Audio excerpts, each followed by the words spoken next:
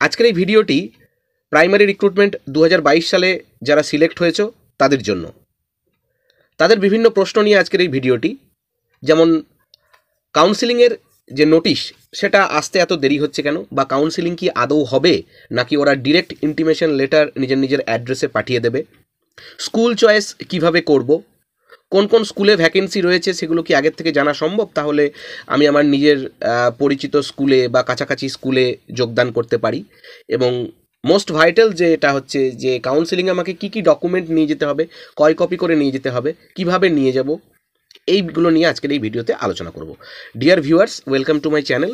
আপনারা যারা আমার চ্যানেলে নতুন তারা অবশ্যই চ্যানেলটিকে সাবস্ক্রাইব করে পাশে থাকা বেল আইকনটা ক্লিক করে রাখবেন, যাতে এই ধরনের ভিডিও সবচেয়ে তাড়াতাড়ি আপনাদের কাছে পৌঁছে যায়। তো প্রথমেই যেটা নিয়ে আলোচনা করব যে কাউন্সিলিংয়ের নোটিশ কবে আসবে। এটা হচ্ছে সমস্ত পশ্চিমবঙ্গ জুড়ে একটা প্রক্রিয়া, অল ওভার ওয়েস্ট বেঙ্গল তোমরা দেখেইছো, যেটা স্টেট লেভেল কাউন্সিলিং। তো এক্ষেত্রে পর্ষদকে কিন্তু একটু সময় দিতেই হবে। এবং পর্ষদ এক্ষেত্রে কী করবে, পর্ষদ যে গোটা রাজ্যের যে জেলার অফিসগুলো রয়েছে অর্থাৎ ডিপিএসসি অফিসগুলো রয়েছে তাদের সঙ্গে কিন্তু এই সময় একটা সম্পর্ক সংযোগ বা একটা কমিউনিকেট করবে। আলটিমেট তোমরা কিন্তু ডিপিএসসি থেকে অ্যাপয়েন্টমেন্ট লেটারটা পাবে। তো এইগুলোর জন্য একটা সময় কিন্তু পর্ষদকে দিতে হবে বা এটা প্রয়োজন। যেটা আনঅফিসিয়াল বিভিন্ন সোর্স বা সূত্র থেকে শোনা যাচ্ছে যে আগামী সপ্তাহে হয়তো তোমাদের কাউন্সিলিংয়ের নোটিফিকেশন আসবে এবং কাউন্সিলিংটা হয়তো মাধ্যমিক পরীক্ষার পরে হবে। মাধ্যমিক পরীক্ষার সঙ্গে যদিও এর সরাসরি কোনো সম্পর্ক নেই, তবুও মাধ্যমিক পরীক্ষার পরে কেন, কারণ কি যে সরাসরি সম্পর্ক না থাকলেও একটু ঘুরপথে কিন্তু যে পুলিশ প্রশাসন বা বিভিন্ন অফিসিয়ালস রয়েছে তাদের সঙ্গে একটা সম্পর্ক রয়েছে। তাই নোটিশটা হয়তো আগামী সপ্তাহে আসবে, কিন্তু নোটিশ এলেও হয়তো কাউন্সিলিংটা হয়তো বা আবার বলছি মাধ্যমিক পরীক্ষার পরে হবে। যদি আগে হয়ে যায় তাহলে তো খুবই ভালো কথা। এর পরের যে প্রশ্ন যে কাউন্সিলিং কি আদৌ হবে নাকি ওরা ইন্টিমেশন লেটারটাই বাড়িতে পাঠিয়ে দেবে। এবারে বলি যে পর্ষদ বা ডাব্লিউবিবিপি ওরা কিন্তু অ্যাপয়েন্টমেন্ট লেটার ইস্যু করে না বা করবেও না। ওরা তোমাকে সিলেক্ট করে দেবে যে তুমি কোন জেলার জন্য সিলেক্ট হয়েছো এইটুকু তোমাকে জানিয়ে দেবে। সেটা মেল মেসেজ বা যে কোনো কিছু মারফত, নোটিশ মারফত কিন্তু জানিয়ে দেবে যে তুমি অমুক জেলার জন্য সিলেক্ট হয়েছো। এবার তোমাকে কিন্তু সেই জেলায় যেদিন কাউন্সিলিং হচ্ছে সেই সময় উপস্থিত থেকে কাউন্সিলিংটা করে তোমাকে অ্যাপয়েন্টমেন্ট লেটারটা পেতে হবে। ধরো একজন বাঁকুড়া জেলার ক্যান্ডিডেট বীরভূম জেলার জন্য সিলেক্ট হয়েছে, তাহলে তাকে কিন্তু বীরভূম জেলাতে যেদিন কাউন্সিলিং হচ্ছে সেই নির্দিষ্ট সময়ে উপস্থিত থেকে বীরভূম জেলার ডিপিএসসি চেয়ারম্যানের হাতের থেকে তাকে কিন্তু অ্যাপয়েন্টমেন্ট লেটার নিতে হবে। অর্থাৎ আমি হাতে থেকে অ্যাপয়েন্টমেন্ট লেটার নিতে হবে বলতে কি, বীরভূম জেলার চেয়ারম্যানের ইস্যু করা অ্যাপয়েন্টমেন্ট লেটার কিন্তু তাকে পেতে হবে। তাকে কিন্তু বাঁকুড়া জেলার সঙ্গে কোনো সম্পর্ক তার কিন্তু নেই। আরেকটা উদাহরণ দিয়ে বলতে পারি, ধরো পূর্ব মেদিনীপুর জেলার কোনো ক্যান্ডিডেট মালদা জেলার জন্য যদি সিলেক্ট হয়, তাহলে তাকে মালদা জেলায় যেদিন কাউন্সিলিং হচ্ছে তাকে কিন্তু সেই নির্দিষ্ট সময় উপস্থিত থাকতে হবে এবং তাকে অ্যাপয়েন্টমেন্ট লেটার ইস্যু করবে মালদা জেলার ডিপিএসসির চেয়ারম্যান। তোমাদের সাথে আবারও বলছি, West Bengal board of primary education বা প্রাথমিক শিক্ষা পর্ষদের কিন্তু কোনো সরাসরি সম্পর্ক নেই। তারা তোমাকে এটুকু জানিয়ে দেবে যে তুমি কোন জেলার জন্য সিলেক্ট হচ্ছ। এবার তোমাকে সেই জেলাতে গিয়ে কিন্তু কাউন্সিলিংয়ে অংশগ্রহণ করতে হবে এবং তোমাকে অ্যাপয়েন্টমেন্ট লেটার দেবে সেই জেলার যে প্রাথমিক শিক্ষা পর্ষদের যে চেয়ারম্যান সে। এবার হচ্ছে কি যে আগের থেকে কি স্কুল কোন স্কুলে ফাঁকা আছে বা কাছাকাছি স্কুলে ফাঁকা আছে এগুলো কি জানা যায়? তো এটা প্রাইমারির ক্ষেত্রে জানা যায় না, হাই স্কুলের ক্ষেত্রে হয়তো কিছুটা হলেও জানা যায়, কিন্তু প্রাইমারির ক্ষেত্রে কিন্তু এটা জানা যায় না। প্রাইমারির ক্ষেত্রে তুমি সেই নির্দিষ্ট যে জেলার জন্য তুমি সিলেক্ট হচ্ছ সেই জেলার যে ডিপিএসসি অফিস সেখানে গিয়ে কিন্তু তুমি জানতে পারবে যখন কাউন্সিলিংটা হবে। অনেক ক্ষেত্রে কি হয়, বাইরে একটা জায়ান্ট স্ক্রিন লাগানো থাকে এবং সেখানে সেই জেলার নির্দিষ্ট কিছু সার্কেলের নির্দিষ্ট কিছু স্কুলে যেগুলোতে ভ্যাকেন্সি রয়েছে সেগুলো শো করানো হয়। এবার ধরো ক্যান্ডিডেট বাই ক্যান্ডিডেট সেগুলো কমতে থাকে বা ফিল আপ হতে থাকে, কাউন্সিলিংয়ের যেটা নিয়ম সেটা। আবার কিছু কিছু জেলার ক্ষেত্রে বাইরে লিস্ট ছিটিয়ে দেওয়া হয় যে আমার জেলার এই সার্কেলের এই স্কুলে এত এত ভ্যাকেন্সি ফাঁকা আছে। যেমন 16,500 ক্ষেত্রে 2021 সালে শিলিগুড়ি ডিপিএসসির ক্ষেত্রে আমি যেটা বলছি, সেখানে কিন্তু লিস্ট টাঙানো হয়েছিল এবং অনেক ক্ষেত্রে দেখা যায় যেমন এই শিলিগুড়ির ক্ষেত্রেই বলছি যে বিভিন্ন যে শিক্ষক সংগঠনের লোকজন রয়েছে তারা কিন্তু বিভিন্ন চেয়ার টেবিল নিয়ে সেখানে বসে থাকে, তারা কিন্তু ক্যান্ডিডেটদেরকে হেল্প করে যে অমুক সার্কেলের অমুক স্কুলে ফাঁকা রয়েছে, এগুলো কিন্তু করে। আবার কোনো কোনো জায়গায় কিছুই থাকে না। বীরভূমের ক্ষেত্রে যেমন বাইরের ধরনের কোনো লিস্ট চেটানো চোখে পড়েনি গত 16,500-তে বা তার আগের 2017-র রিক্রুটমেন্টেও।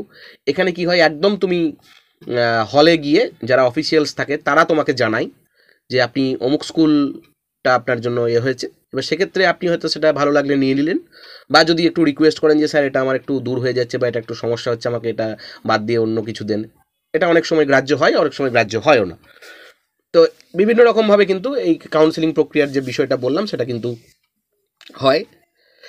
এরপরের যেটা প্রশ্ন যে কি কি ডকুমেন্ট তোমাদেরকে নিয়ে যেতে হবে, তো যে যে ডকুমেন্টগুলো নিয়ে যেতে হবে সেটা হচ্ছে, প্রথমেই বলে রাখি যে প্রত্যেকটা ডকুমেন্ট কিন্তু 3টে করে জেরক্স করে রাখবে, 3 কপি করে। 3টে কপি সেলফ অ্যাটেস্টেড প্রয়োজন। সেলফ অ্যাটেস্টেডের ক্ষেত্রে একটা কথা বলে রাখি, অনেকে জিজ্ঞাসা করে যে কোট আনকোট সেলফ অ্যাটেস্টেড কথাটা লেখার প্রয়োজন নেই, জাস্ট তোমার রানিং সিগনেচার করবে এবং ডেটটা দিয়ে রাখবে, যেদিনে কাউন্সেলিং হচ্ছে সেই ডেটটা দেবে, আগে থেকে ডেট দিও না। সিগনেচারটা করে রাখতে পারো, আগে থেকে ডেট দিও না। এবার এই 3টে কপির জন্য বলছি যে একটা কপিতে সেলফ অ্যাটেস্টেড করে রাখবে, 2টো কপি ফাঁকা রাখবে, আগে থেকে করার প্রয়োজন নাই, যখন প্রয়োজন পড়বে তখন করবে। একটা কপিতে করে রাখো, বাকি 2টো কপি ফাঁকা রাখো। এবারে কি কি ডকুমেন্ট লাগবে সেটা নিয়ে আমরা আলোচনা করব। প্রথমেই হচ্ছে মাধ্যমিকের অ্যাডমিট, মার্কশিট এবং সার্টিফিকেট। মাধ্যমিকের রেজিস্ট্রেশনের কোনো প্রয়োজন নেই। এরপর হচ্ছে উচ্চ মাধ্যমিকের মার্কশিট আর সার্টিফিকেট। উচ্চ মাধ্যমিকেরও রেজিস্ট্রেশন সার্টিফিকেট বা অ্যাডমিটের কোনো প্রয়োজন নেই। এরপর হচ্ছে ডিএলএড, ডিএলএডেরও মার্কশিট এবং সার্টিফিকেট। নেক্সট হচ্ছে SC, ST, OBC A, OBC B ইত্যাদি কাস্ট থেকে যারা বিলং করেন তাদের সেই কনসার্ন কাস্ট সার্টিফিকেট। এক্ষেত্রে একটা জিনিস বলে রাখি যে যাদের পুরনো দিনের হাতে লেখা কাস্ট সার্টিফিকেট রয়েছে, অর্থাৎ যাদের সার্টিফিকেটটা ডিজিটাল নয়, তারা কিন্তু অনলাইনে গিয়ে নিজের সার্টিফিকেটটা যে নাম্বারগুলো আছে সেগুলো শো করে কিন্তু একটা ডিজিটালি একটা যে সার্টিফিকেটের নাম্বার সেটা কিন্তু পাবেন। এটা অনেক সময় ওরা চায়, তো তখন সেখানে গিয়ে আপনি বিপদে পড়বেন। আগের থেকে এটা করে রাখবেন। এই ভিডিওটা আগের থেকে দেওয়ার উদ্দেশ্য এটা যে আগের থেকে আপনারা যেন রেডি থাকতে পারেন। তো সেক্ষেত্রে কিন্তু একটা নাম্বার পাবেন আপনি, সেই নাম্বারটা কিন্তু প্রয়োজন, বা সেটা একটা প্রিন্ট করিয়ে রাখবেন সার্টিফিকেটটা, বা যাই করতে হয় সেটা একটু আগের থেকে করে রাখবেন। নেক্সট হচ্ছে এক্সট্রা ক্যারিকুলার ডকুমেন্টস, যে 5 নাম্বার ছিল বিভিন্ন ক্ষেত্রে, sports, national school of drama, NCC ইত্যাদির ক্ষেত্রে যারা যদি ওই সব থেকে পেয়ে থাকেন তো সেই সার্টিফিকেটটা কিন্তু লাগবে। এরপর হচ্ছে আধার কার্ড, ভোটার কার্ড এবং প্যান কার্ড। এক্ষেত্রে আমি বলে রাখি শুধু আধার কার্ডেই হয়ে যায়, আধার কার্ড বা ভোটার কার্ড বলা থাকে, তো আধার কার্ড করলেই হয়, কিন্তু আমি বলবো এখানে Aadhaar card, voter card, PAN card 3টেই করে রাখতে, 3টেকেই করে রাখবেন। পরে হচ্ছে টেট পাস সার্টিফিকেট। এই টেট পাস সার্টিফিকেটে যদি আপনাদের কোনো প্রবলেম হয়ে থাকে, যদি ডাউনলোড করে না রেখেছেন, হারিয়ে গেছে বা ইত্যাদি বিভিন্ন যে সমস্যাগুলো আছে, এটা কিন্তু পর্ষদের সাথে যোগাযোগ করে বিষয়টাকে মিটিয়ে নেবেন, কারণ এই সমস্ত সমস্যা পর্ষদ ছাড়া কিন্তু অন্য কেউ মেটাতে পারবে না, ডিপিএসসি চেয়ারম্যানের দ্বারা কিন্তু সম্ভব নয়।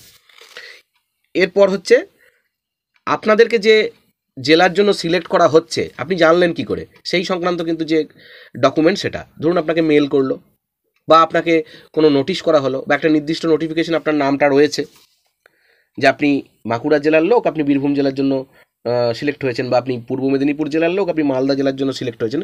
এটা অনেক সময় ওরা ওখানে গিয়ে বলে যে আপনি এই জেলাতে সিলেক্ট হয়েছেন, তার প্রমাণটা কি, তো এটা কিন্তু নিয়ে রাখবে। যদি ধরো একটা নোটিশেই সবার দিয়ে দিল, তাহলে এক্ষেত্রে কি করতে হবে, নোটিশের ফ্রন্ট পেজটা রাখলে এবং তোমার নামটা যে পাতায় রয়েছে সেই পাতাটার জেরক্স করে রাখলে, এই 2টো পাতাই করে রাখলেই কিন্তু হবে।